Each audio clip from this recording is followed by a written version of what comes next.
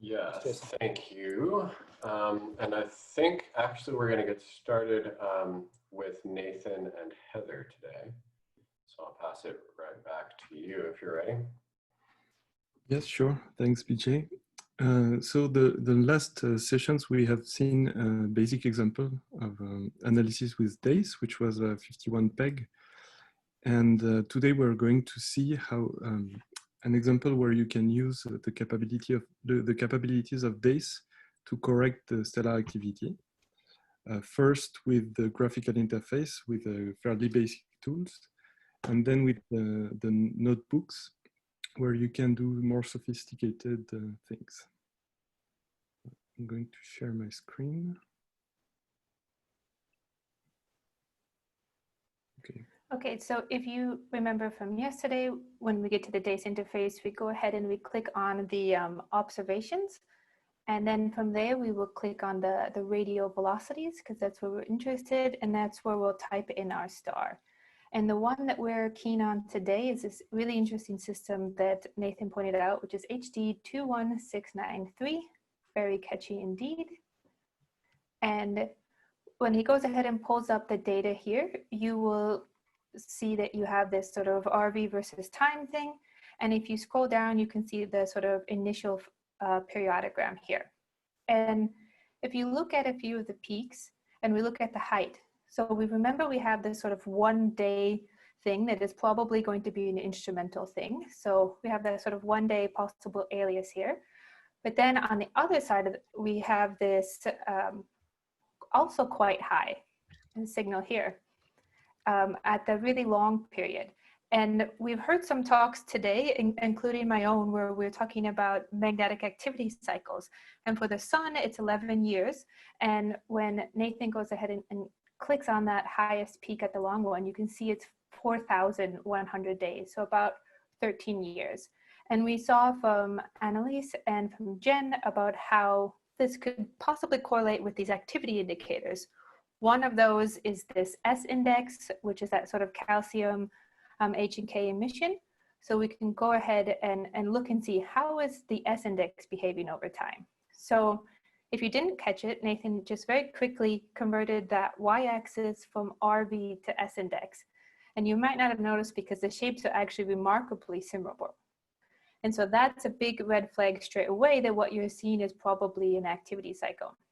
And if he goes over to the correlation tab, then you can actually plot that S index versus RV, and you can see this intense correlation here, pretty strong. So now we know that in this case, okay, we've got this magnetic activity cycle that is, well, it's most likely magnetic activity. So we probably want to detrend by that if we want to see what's going on underneath that activity cycle. So he's back over here on the left-hand side, and he's clicked, now he can click on this sort of detrending thing. And he can detrend by the S index. You want to talk him through what that filter is doing, Nathan? I think you're muted, Nathan. Thanks. Yeah, if you go back to the S index, you see that not only you have low frequency variation, but you have also higher frequency variations. And so if you fit this time series directly onto your RV, you might be worried that you include high frequency variations in the data. And so you are going to filter out these high frequency variations. Back to the radial velocity. Here I'm going to apply a low pass filter on the S index. And this low pass filter is going to be used as a linear correlation. And so you can see that on the resulting periodogram, you clean the low frequency region. You don't have power there anymore, which means that you have correctly modeled this out. Yep. All right, and then that means we can go ahead and look at the next highest peak in our periodogram, which what do we got there, Nathan? All right, we've got 53 days, it looks like. So yep. We can go ahead and we can look and see how are our activity indicators behaving over that 53. Do they vary in the same way that we saw it for the magnetic activity cycle? So yeah, and here I'm going to detrend the S index itself with its low frequency variation. So basically I'm applying a low pass filter on the S index to see if in the higher frequency regime I have some signal. And indeed I have a peak at 35 days and another peak at 15 days. So this points to a stellar rotation period around 30 days, and we see some harmonics of the rotation period. While you're in there, this is a really good point to deal with a question that just came up. Can you talk a little bit about finessing the detrending timescale and filter? Yeah, like how you control it and what the different options are? Yes, so the times you can control the time scale of the smoothing of the S index or any other indicator that you choose in that field. And so what it does is that it allows variations with a certain time scale. And here it's half a year for a cycle which is 13 years. Half a year allows you to grasp the shape of the variation. So here in the graphical interface, it's done by hand, and like you just set a value in input. But if you wanted to do that in a more precise manner, you would, for instance, use a Gaussian process and maximize the likelihood of the Gaussian process, for example, with respect to a certain time scale. Thanks. We also have another question in the Q&A about the 1 day signal. So maybe this person may have missed it because we talked about it more in detail yesterday, about what sort of cautions might come with that. But maybe it's worth just mentioning it again here, Nathan. Well, like the aliasing problem, you mean? Yeah, exactly. So the idea is, I think it's best understood really with the spectral window. So here I'm going to click on this peak and I'm going to align the spectral window with it. So it automatically, the periodogram becomes in frequency and not in period anymore. And so the signal of interest is now here at 35 days. And the idea is that if you have a signal at 35 days, then you will expect a pure sinusoidal signal at 35 days. This is the periodogram that you would get. So it would not be zero everywhere. You would have peaks close to 1 day, and also with frequency difference, which corresponds to 1 divided by 365 days, 1 year. So yeah, you see that here, this is the peak that I have in the periodogram, and indeed, I have another peak, which is spaced according to the spectral window. So is that clear, or do you want me to elaborate a little bit more? I think that pretty much covered it, but also thinking about this 1 day in particular, we talked about yesterday how sometimes it can be tied to the day-night sort of schedule that you have if you're on ground-based things, but also sometimes it can be tied with correlated instrumental noise as well, happening on that sort of 1 day side of things. In that case, these peaks are spaced exactly as you would expect them to be if they are aliases. If it's an instrumental noise, then you would expect it to be at a sidereal day, for example. And not necessarily at the alias, but if you have noise in that region, then it might push the alias as compared to the true signal. So you have an interplay between the two, which can be complex. Definitely. So we've gone through and we've removed, basically we've identified the activity signal, and now we've also identified what we think to be the stellar rotation signal and its harmonics, right? And those are removed. So now what signal? Now we still have that 53-day signal from before. Happy days, that's a good sign. And if we wanted to go ahead and check it against all of our different activity indicators, we could do that.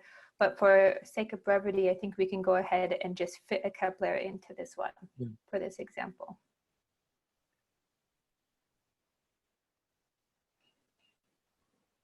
And then when we fit that Keplerian, we want to go ahead and then see what happens to the residuals and see what is left over. So now we've got another period at 22 days. And then similarly, you would want to ensure that that's not a harmonic and that it's not related to stellar variability. But in this case, we'll go ahead and fit it as another Keplerian because we know some of the background of the system here. So this is a way where we've kind of showed you how to identify activity signals, whether they be from the magnetic activity cycle of the long scales or the rotation cycles and their harmonics, which is just fractions of the rotation, and as well as how you can fit for a Keplerian and then look in the residuals and see what signals remain. And it kind of depends on how you go about things, because sometimes you might find a planet signal and then you might find your rotation signal and so on. But this is just sort of one way to go through and separate the signals in the periodogram and try to understand what physics is driving us. You may also have a case where once you've looked at them, you might notice if your error bars are too low. So Nathan, you want to walk us through what might cause that and one potential thing that you could do about that? Yes, so maybe your instrument is not as good as you expected. Maybe also there is some extra variability in the data that comes from the star so that your error bars are not correct. And here you can hint that because you have a few points which seem very far from the model, but still you have no significant signal in the periodogram. So what you can do is to go to the noise field, tick the box fit so that you add this an extra noise parameter to the pool of parameters that are fitted. And you see that the error bars have increased quite a lot. In fact, to obtain a reduced chi-squared close to 1, I have to add in quadrature 2.3 meter per second errors. And please go ahead. Is there a way to automatically calculate what that number needs to be to get to reduce chi-square of 1? Well, I took a short. You're just guessing and seeing where it ends up. Yeah, well, so in fact, the fit we are doing here is a maximum likelihood fit. So it's not really to make the reduced chi-square equal to 1, but the fact is that when your model is reasonable, then the reduced chi-square, the chi-square divided by the number of measurements should be roughly equal to 1. Right. We're in a rare regime where we trust the fundamental model. Yeah.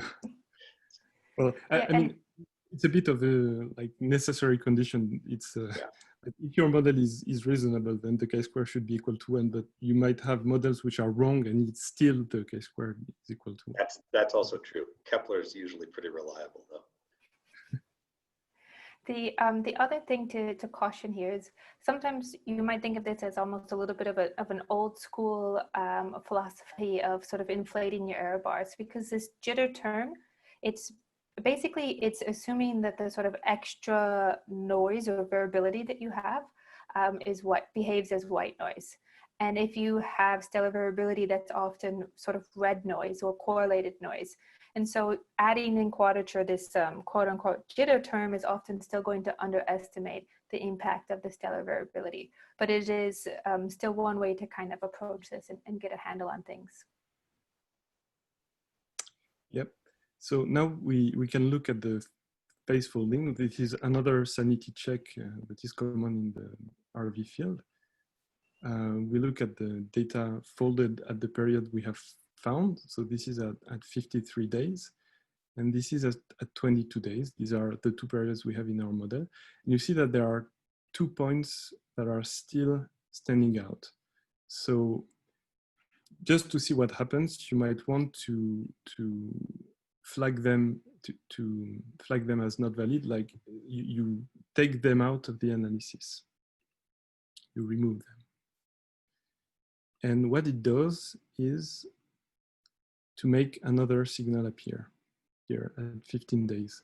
But as we have seen before, this is very close to half of the rotation period of the star. So we are really not sure this is another planet. This might be due to the star. Right. And I would say that and it's not impossible to have a planet at the same period as your star rotates at, or at one of its harmonics, but it's really hard to confidently claim that detection. There are some instances in the literature where people have done that, so I would just say that you really want to be cautious when you're anywhere near that rotation period or its harmonic. If you're near that and you transit, you're probably okay because you have an independent mechanism that sort of validates your observation there. But it's just really, it's a red flag kind of off the bat. So just to make sure that you're really careful with your data then. Yeah, and so if you have followed the part 3 of the DAISE tutorial, everything we went through should be familiar to you. But when we were preparing this tutorial this afternoon, we thought we could do a little further. So I'm adding another activity indicator. I'm still using the S index, but this time, instead of selecting low pass filter, I'm going to select a high pass filter. So that I separate my S index into the high frequency components and the low frequency components, and they are going to be fitted independently. And if I do this, in fact, I get rid of that. Well, this signal is still here at 15.7 days, but it's not significant anymore. So like in the high frequency variations of the S index, where high frequency is defined with respect to the time scale that I've used here, there is probably something which is correlated with the stellar rotation signal. And we can go even further and add in the noise model a term which is proportional to the S index. So, because you might expect that when your star is more active, not only you will have an increase in the radial velocity, but also you might expect more jitter. So here, if I add a jitter proportional to the low frequency S index,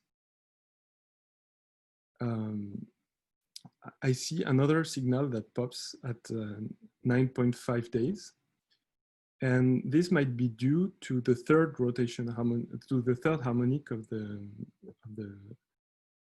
stellar rotation.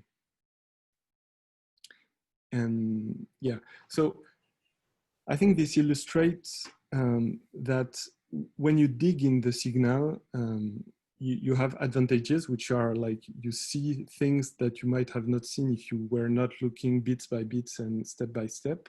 But on the other hand, at this point, I'm not really sure what I should do with this signal. Like it's a hint of something, and I definitely need more observations to be sure about what it is.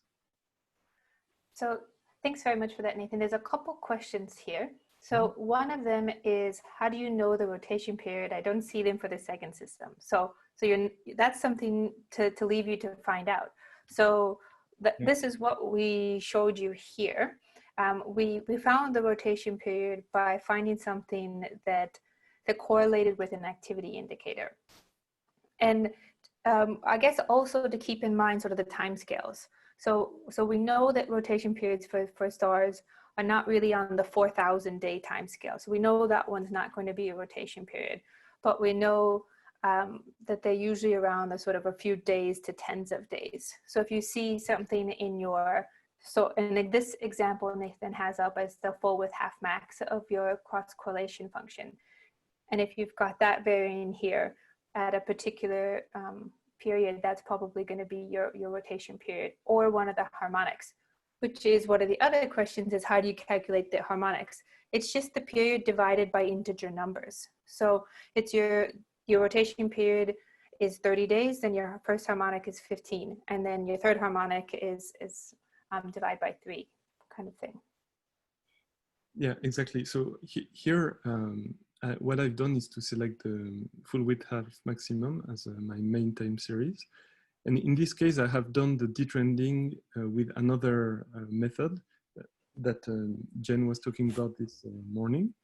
It's the pre-whitening. I have fitted the low frequency component with a Keplerian function. And in the residuals, I see also power at 35 days. So if you see in several indicators and potentially in the RV, certain periods that keep popping up, then this is an indication that you have maybe the effect of the star. I should mention that you might have peaks in the periodograms that are stable over time and that are significant, that are due to the star, but that are not exactly at the rotation period of the star. And there is a recent paper by Shani Nava on that, I think.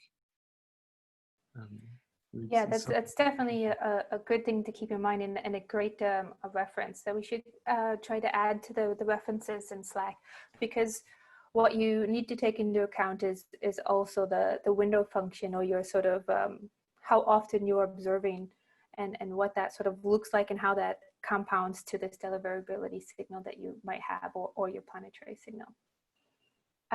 There's an interesting question in here, Nathan, about what is the difference between the stellar jitter noise and the instrumental noise on DACE? Are both noises treated differently in the model if we only have one instrument? Well, there are two answers to this question. The first answer is that when you are setting a model, you are setting it in a mathematical form, and basically what all these boxes do is to add a mathematical component to your model. So, and the interpretation of that is up to you to some degree. Like there are when you set the noise correlation, the covariance matrix doesn't know if you mean instrumental or stellar noise. The second part to this question is that you might expect different behaviors from the instrumental noise and from the stellar noise. For example, you might expect from the instrument calibration noise. So at the beginning of the night, you do your calibration, which is faulty. It is done with a certain noise, but this noise affects equally all the points within the night.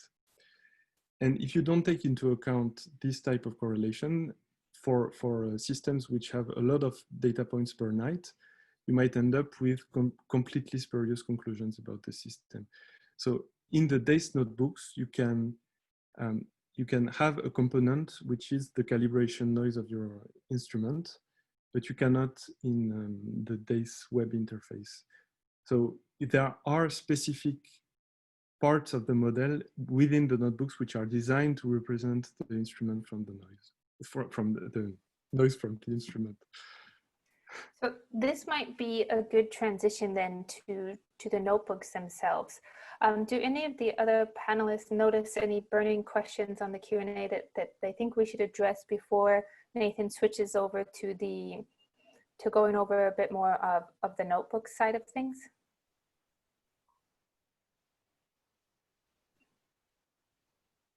All right, I think you can jump in, Nathan, and give people a bit of background on the notebook. So one thing I want to highlight here is Nathan did a really great job going over this in the part 4 of the tutorials.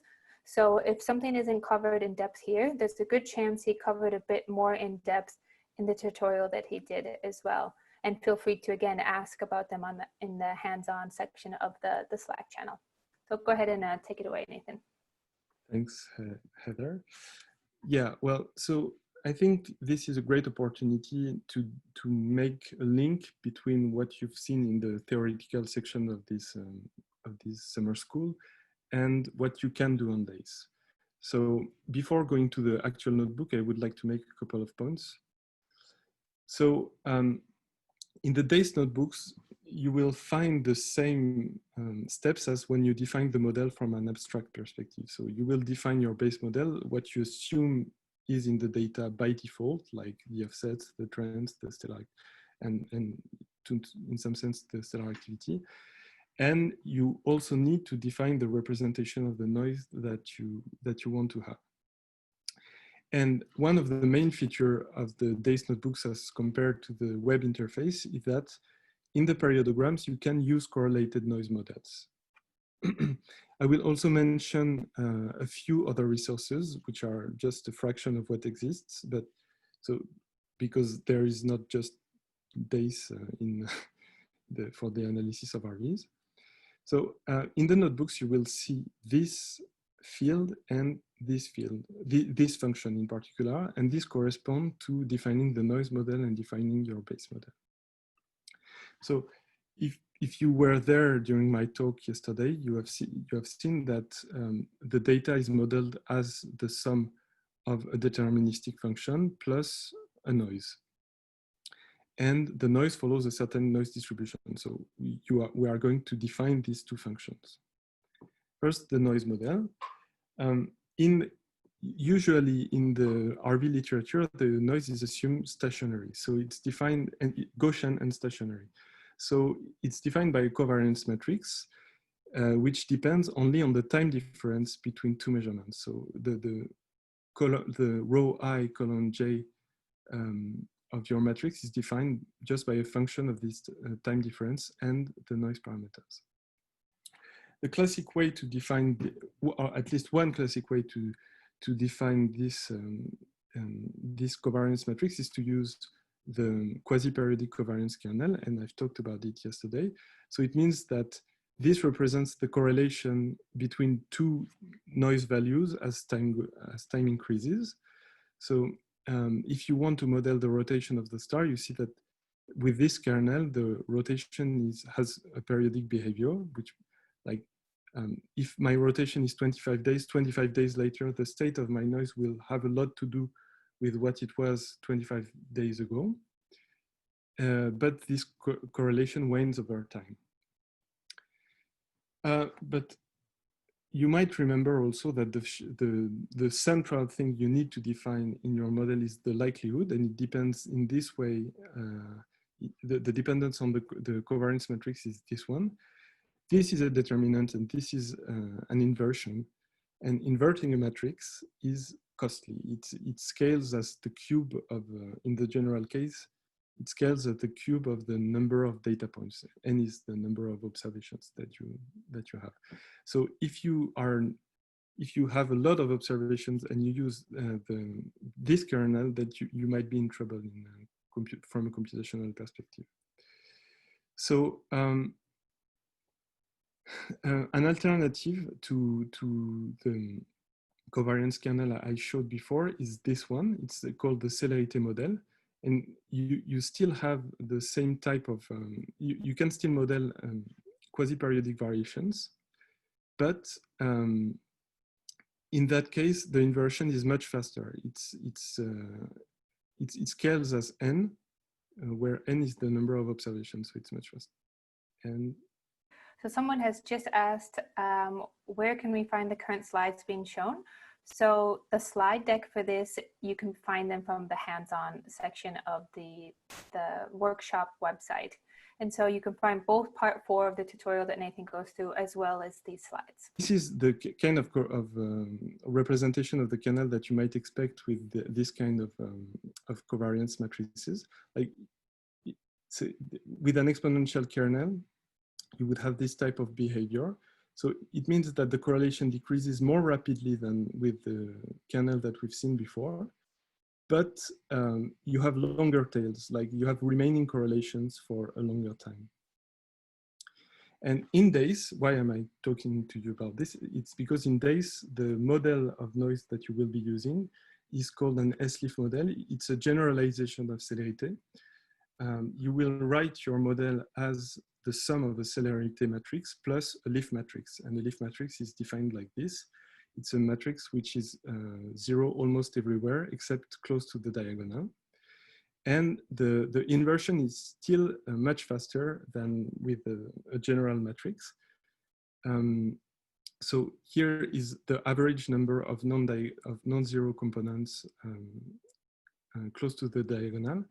And NC is the number of components that you have in your célérité model. So you would have just this term in célérité, and you had just you had these components to your complexity in the case of SLIF.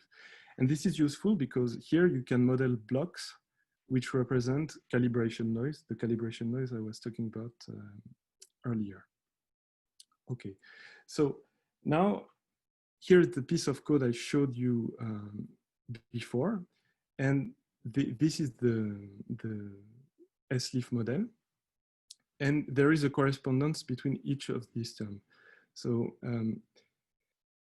here you set in input the RV data, the RV nominal errors, but also the calibration file, which will give you the calibration noise. Here you have exponential decay, and you can set the variance of your exponential decay there, and the time scale, or in that case, the inverse time scale with that field.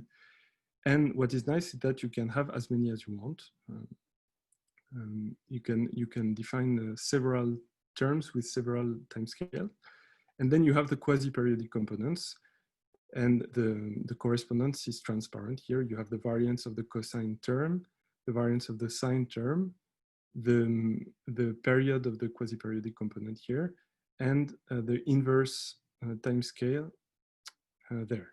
And you can see this with Cooper suffix, which stands for quasi-periodic.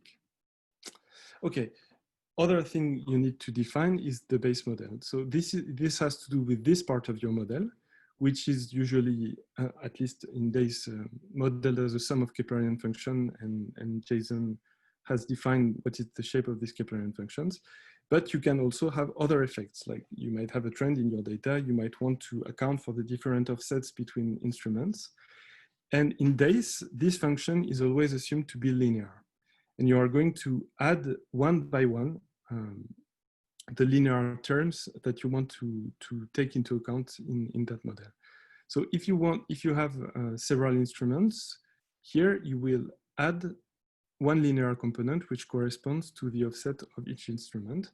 And if you want to add a trend, you can define the degree of the polynomial of the trend, and then you can use this syntax to add these components to your model.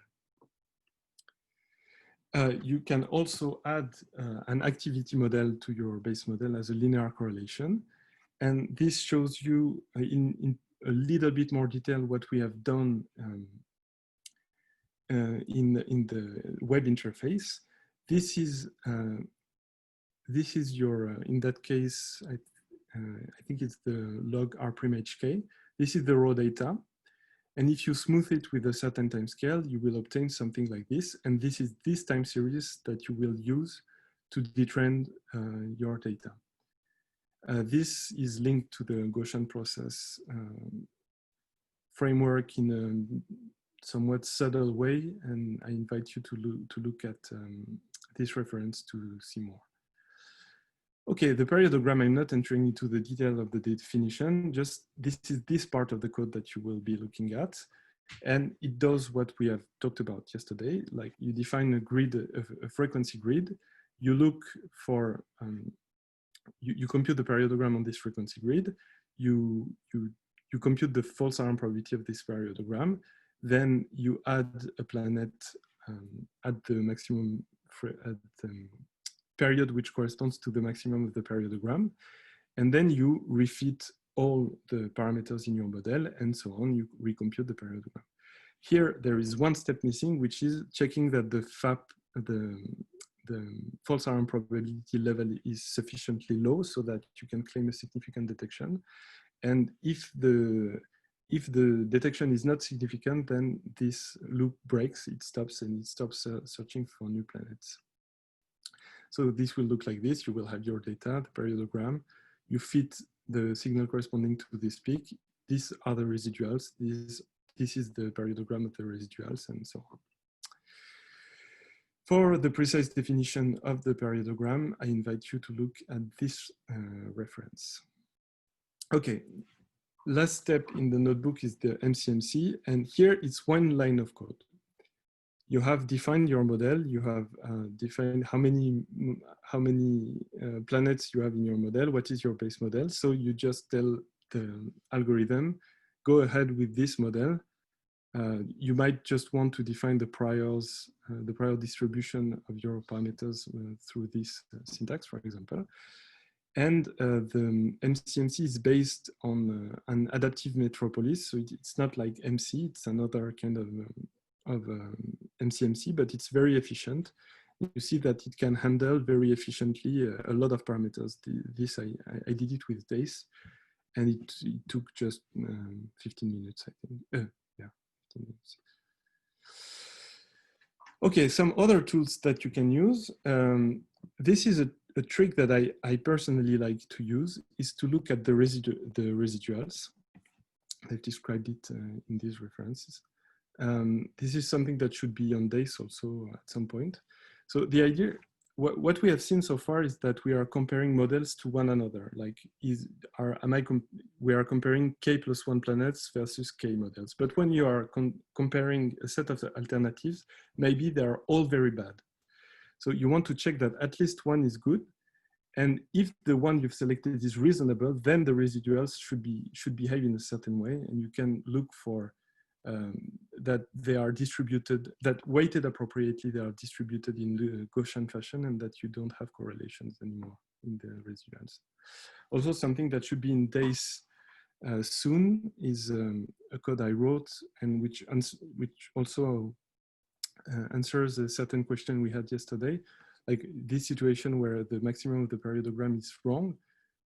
You want to search for several frequencies at the same time, and this is what this code does for a computational cost comparable to a couple of views of the periodogram. I invite you to look at the papers by Roman Baluev, who has done an enormous job, amazing job on the periodograms. He has defined many different types of periodograms, and he has computed the false alarm probability for each of them. So here is an example of a very eccentric signal, where even if you add harmonics to your periodogram, you don't see it, but with a Keplerian periodogram, then it becomes apparent that there is a signal at a certain period. He has written codes in C++ that you can download there. For those who are missing the references, Nathan posted them in Slack this morning in an extremely informative summary pointing to all of the papers. So I encourage you to go and bookmark that for all time. I went and downloaded them all immediately as soon as he did it this morning. Thanks. I'm glad it was useful, at least for one person. Okay, so Annelise talked about this also today. It's the stack periodogram. You add 1 point to your periodogram each time. So each slice here is one periodogram, and you can see that for some of the peaks, the amplitude, which is represented in color code, varies, and this might allow you to diagnose whether a signal comes from the star or from a planet. And I'll mention something interesting, which is that the same idea was proposed by Schuster in 1998. So it's a 120 years old idea. Yeah, okay, so also something we talked about yesterday is the idea of marginalizing the periodogram. I'm not going into the details, but this is, in the Bayesian formalism, you can average over the parameters that you are not interested in, instead of maximizing over them, and which might have a lot of advantages, and you can see this in Feng et al., but I'm pretty sure there are other references with similar ideas. We also mentioned yesterday the computation of evidences. I'll mention a code by João Faria, which is schema, and which allows you to compute the evidence to compare the models with different number of planets. I think Eric will have a lot of references on that and a lot of good advice on how to compute this. So maybe he can post also on the resources Slack channel. And finally, if you want to feed simultaneously RV data and photometric light curve, you have this code by Jason Eastman and collaborators, which is very, very efficient. And I think that Luca Malavolta also has posted on one of the Slack channels a code of his own. And I've never used it, but I'm sure it's great, so you can check it out. And okay, so now 3 minutes to access to show you how to access the periodogram. From the Sagan workshop homepage, you can go to hands-on sessions. And it's the same procedure as yesterday to access the other tutorials. Then you click on that link, and you're on BJ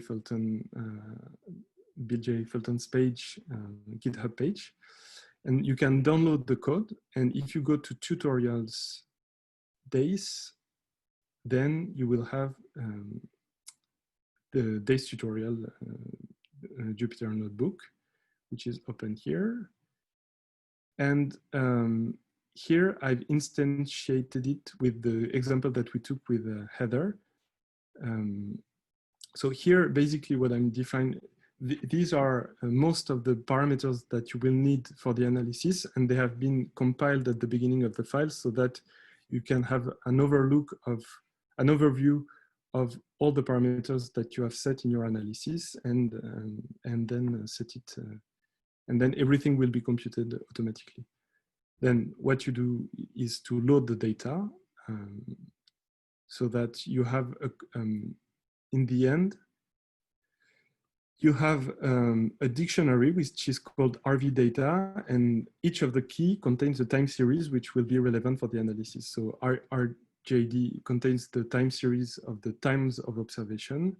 RV contains the RV, but you have also the log R'(HK) and so on. So these are different steps to clean the data. And once the data is cleaned, then you can plot it. And that's where you start defining the noise models. And here I've put the equation that I've talked about in my slides. And each of these terms corresponds to a certain keyword in the definition of the noise model here. So you can have like a one-to-one correspondence between the two. Then you define the linear parameters. This is also what I talked about in my slides. And you add the smoothed indicators, the trends, and the offsets per instrument. The code seems complicated, but really it's complicated because we are manipulating complicated dictionaries, and you want to make sure that when your time series is a time series of strings, you are not applying mathematical operations to it. So, but the principle is very simple. And so this is the smoothed log R'(HK) of the system we've looked at with Heather, and you can see that indeed it looks like an almost sinusoidal behavior, as it was apparent on the web interface. And then you have the iterative search for planets. And we see that it's remarkably similar to the web interface. The only thing that changes here is that I've added in the noise model a little bit of correlation with the timescale of 1 day.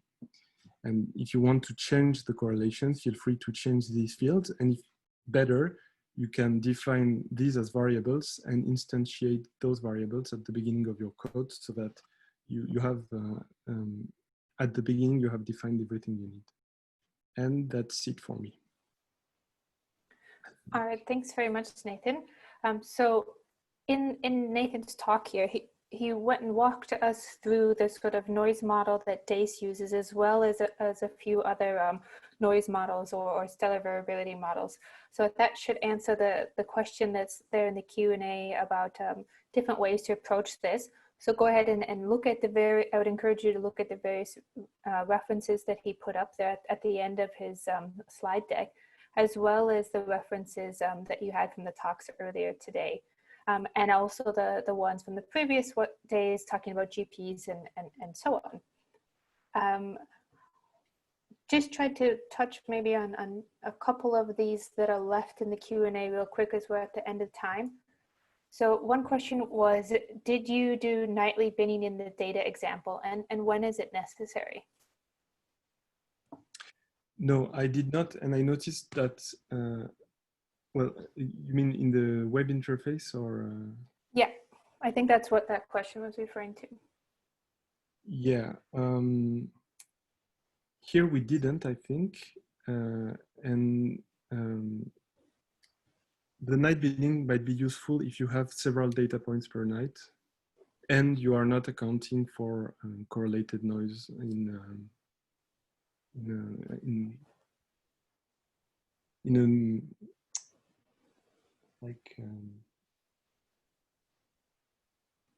informed manner.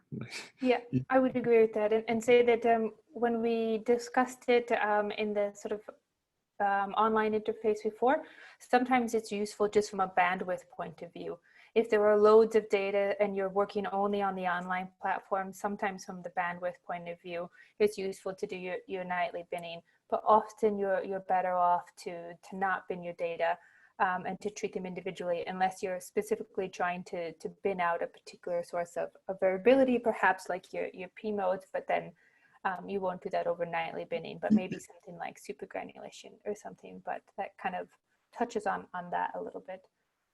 The question came up yesterday, and the answer is the same. In fact, it's like if you have several data points per night, you know you have correlated noise, but you don't really know which one, but you don't want to think too much about it, then night binning is something you can do. But if you want to have a really precise look at your data and look for really tiny signals, then you might want to check whether you have a calibration noise, for example, from your instrument. If you have noise from the star with a certain time scale, but with a different pattern.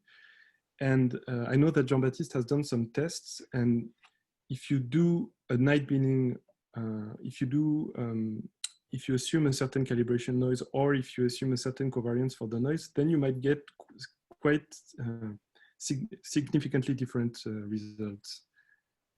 More different than I would expect at first. So it does have an impact. Yeah, definitely. One last one here, because it's been sat here for a little while, for you, Nathan, is could you elaborate fitting a stellar jitter term? They're worried that it might sound a little bit dodgy if the approach is fitting an inflated stellar jitter to achieve a reduced chi-squared of 1, because it's like making up stellar jitter without considering other noise sources to make the data look good. What would you say to that, Nathan? Well, the reduced chi-square equal to 1 is a sanity check. What is done is in the code is a maximum likelihood estimate. And the answer is that if you have no significant correlation in your residuals, if you don't have any periodogram peak, if you do all other types of analysis to show that there is no correlation, that the residuals are distributed in a fairly Gaussian manner, then basically it's Gaussian. And what you want to know is what is the width of the width of this Gaussian. And so in that case, whatever the reason of the jitter, there is jitter, and you want to know what is its level.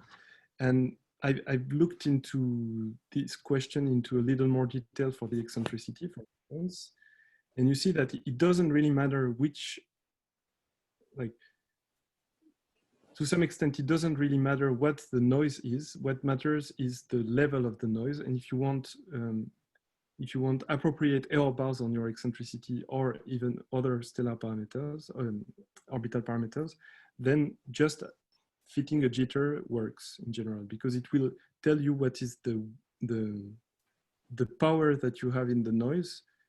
And if the noise is appropriately distributed equally in frequency, then it should not affect too much your estimates. So yeah, I would. Yeah, go ahead. I would like to insist on that, because I think it's much better to have a model for the noise, even if you don't know what the noise is, than saying that, well, I don't know what this noise is, so I don't model it.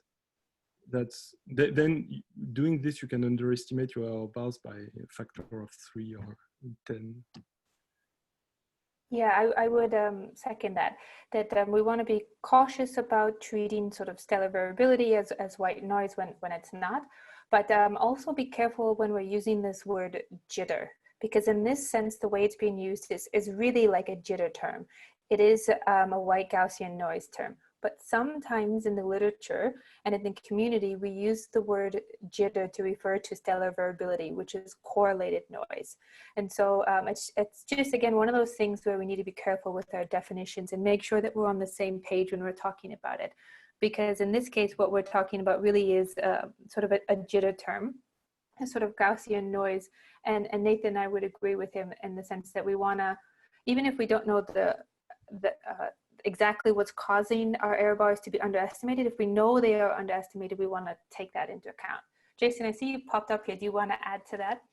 I do. In my 2005 paper where we talked about RV jitter, we defined it to be all of the sources of noise that we were measuring with Keck high-res, definitely including stellar magnetic activity and so on.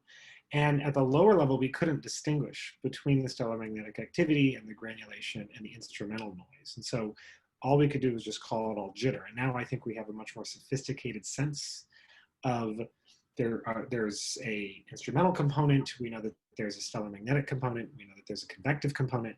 All of these are stellar variability and instrumental noise. But I think in general, when people say jitter, they aren't assuming it's Gaussian. They're just throwing it all in the bucket and saying, like we are sort of here, there is scatter about my fit due to jitter, but it's not from a planet. And I think that's what people normally mean when they say it. But I absolutely agree we need to be more careful with it. But I don't think people usually assume it's, I don't think people, when they say jitter, mean white noise, although we all certainly model it that way for convenience. Yeah, Jason, thanks. I think that was a very good follow-up. I see that we are a bit over the sort of allotted scheduled time here. So there was one burning question that some people had is, what is the name of the sort of ginger kitty hiding in the background here, who's decided that he also loves radial velocities, and his name is George. All right, and with that, I'm going to need to sign off and feed him and feed myself. I don't know if any of the other panelists are going to stay online for a little bit longer if people have more questions. Otherwise, I'll be checking out the Slack channel in the morning. So I real quickly just wanted to introduce the Plant Hunt Challenge and show how to get to the answer key from the activity yesterday. And then I think that's it. I do have to sign off as well after that. So let me quickly share my screen and show this. So we're back on the GitHub page, hopefully. So you remember how to get to that through the Sagan workshop website. I'll show you the answer key for yesterday's thing first. So if you click on this little branch drop-down menu here and you go to answers, it'll look much the same, but then if you browse to that same tutorial, so tutorials and RV, there is now a second version that has an answer key. Now, it's not really so much an answer key, it's just what I came up with as the solution. There's really not one right solution, as you may have gathered from most of radial velocity work. There's a lot of different ways to do this, but this is one way. Okay, then the last thing I want to cover is the plant hunting challenge. So the instructions for that are visible several places on the main page here. It doesn't matter if you're in the master or answers branch, but you can click on the hands-on sessions instructions. So there's links to a lot of the resources that we've already discussed. So this is Dace stuff. There's a Dace cheat sheet, which is going to be highly useful. So the basic idea is going to be access an RV data set from Dace, identify significant periodic signals, decide which signals are planets and which are activity, model the system as a sum of Keplerians or sum of Keplerians and other noise models if you want to get more advanced, and then fill out a Google form with your results. So accessing the data, remember, so we've been using the DACE interface. You're just going to either click on these links here, or you can directly search, use the search for Sagan _ system 1, 2, 3, 4, or 5. Any of those will work. If you do one super fast, you want to do another, feel free. You can do as many as you like and fill out the forms for as many as you like at the end. Identifying periodic signals. Now, of course, you can create periodograms on the web interface. You can create more fancy Keplerian periodograms or include noise models in that using the DACE API. But the basic process is you're going to calculate periodograms, find peaks to identify potential candidate signals, and then do other things to try to understand which ones are activity and which ones are planets. So deciding which ones are planets and which ones are activity is probably the most difficult part. So most of the early part of today's tutorials, we're going over this, so I won't rehash it. But you're basically going to look at other indicators as much as possible to try to determine if it's only present in RV data or if other indicators also show the signal. Then you're going to model the full system and use an MCMC to estimate uncertainties. And you'll want to compile the results for all the planets. And these are especially the parameters that you want to make sure you record after your fit along. So best fit value or median value and uncertainty for all of those. And then fill your results out in the form that corresponds to the system. So that's about it. And I will be somewhat available this afternoon to take questions on Slack, but a little bit less so than the last 2 days. We do not meet again tomorrow. So tomorrow is all unstructured time to work on this plant handling challenge. And then we have a short meeting on Friday so that we can go through the Google Forms and see what everybody came up with for the solutions. So, yeah, that's it. You guys are all free to get started on that. And I hope you have fun.